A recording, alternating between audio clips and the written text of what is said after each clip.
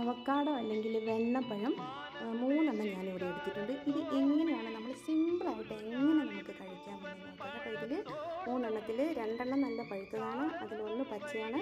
ഏറ്റവും പഴുത്തതാണ് ഞാനിവിടെ എടുത്തിരിക്കുന്നത്. ഇത് അതിൻ്റെ പുറമേയുള്ള തോലൊക്കെ കൈകൊണ്ട് തന്നെ പൊളിച്ച് കഴിഞ്ഞതിന് ശേഷം ഇവിടെ എടുത്തിരിക്കുന്നത് നോക്കൂ. പിന്നെ പഞ്ചസാര എടുത്തിട്ടുണ്ട്, അതുപോലെ തന്നെ നല്ല പഴുത്ത അവക്കാഡോ എടുത്തിട്ടുണ്ട്, അതുപോലെ തന്നെ തിളപ്പിച്ചാറിയ പാലും എടുത്തിട്ടുണ്ട്. പഞ്ചസാര ഇപ്പോൾ എല്ലാവർക്കും ഷുഗർ കട്ടായതുകൊണ്ട് പഞ്ചസാര അധികം ആരും ഉപയോഗിക്കുന്നില്ലല്ലോ.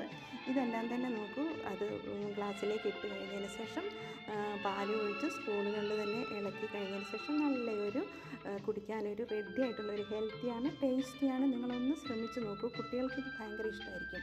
പഞ്ചസാരയൊക്കെ ചേർത്താൽ മാത്രമാണല്ലോ കുട്ടികളും ഇത് കുടിക്കുകയുള്ളൂ. അതുകൊണ്ട് നിങ്ങളൊന്ന് ശ്രമിച്ച് നോക്കൂ. ഇത് നിങ്ങൾക്ക് ഇഷ്ടപ്പെട്ടിട്ടുണ്ടെങ്കിൽ ലൈക്ക് ചെയ്യൂ, കമൻറ്റ് ചെയ്യൂ, അതോടൊപ്പം തന്നെ സബ്സ്ക്രൈബും ചെയ്യണേ. പിന്നെ ഇത് നല്ല ഈ ചൂടുകാലത്തൊക്കെയുള്ള ഒരു ഹെൽത്തി പാനീയമാണ്.